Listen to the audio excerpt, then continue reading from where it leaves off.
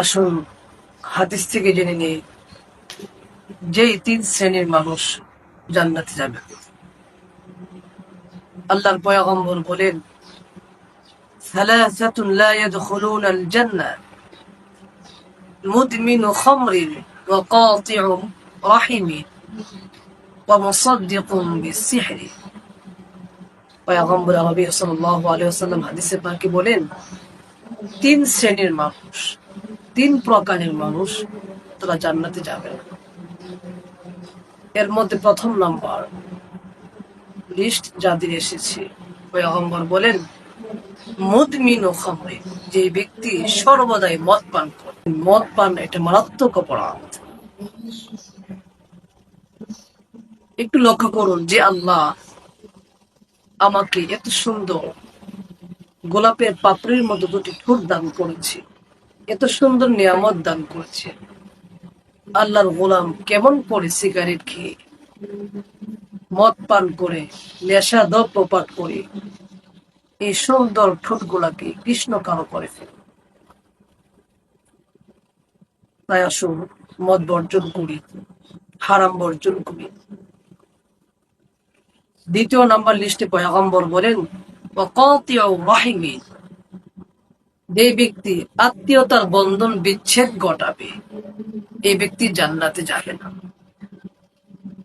আজ সমাজে লক্ষ্য করলে দেখা যায় মানুষ আত্মীয়কে পরিহার করে, পরিত্যাগ করে, অনাত্মীয় দূর সম্পর্কে মানুষের সাথে সম্পর্ক তৈরি করছে। নিজের বোনের খবর নিচ্ছে না, বান্ধবী, বন্ধু তাদের খবর নিচ্ছে।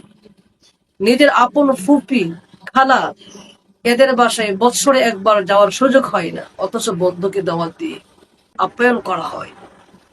এটা আসলে কোনো মুসলমানের লক্ষণ না, এটা কপাল পোড়ার লক্ষণ। তাই আমরা নিজের আপন জনের প্রতি লক্ষ্য নিয়ে, আল্লাহর পয়গম্বর তো বলেছেন, আল খালাতু কামানজিলাতিকুম, যাদের মা হারিয়েছি, যাদেরকে আমরা আমাদের আপনজন হারিয়েছি, বাবাকে হারিয়েছি, আমরা মার পরিবর্তে খালাকে বেশি শ্রদ্ধা কর, বাবার পরিবর্তে বাবার বন্ধুদেরকে আমরা শ্রদ্ধা কর। এজন্য আমরা আত্মীয়তার সম্পর্ক বিচ্ছেদ ঘটাবো না। যদি বিচ্ছেদ ঘটাই তাহলে আমরা কিন্তু আল্লাহ তাআলার জান্নাতে যেতে পারবো।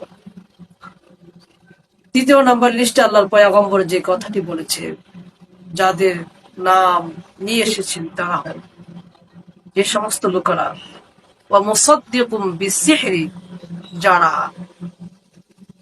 জাদু করে, জাদুটুনা করে, নিজে জাদু করে, অন্যকে জাদুর প্রতি উৎসাহিত করে, তাবিজ করে, মানুষকে ক্ষতি করে, তাদের সম্পর্কে পয়গম্বর বলেন, যারা জাদু করবে, জাদুর প্রতি মানুষকে উৎসাহিত করবে এবং জাদুকে সত্যায়ন করবে, এ সমস্ত লোকেরা আল্লাহর জান্নাতে যাবেন।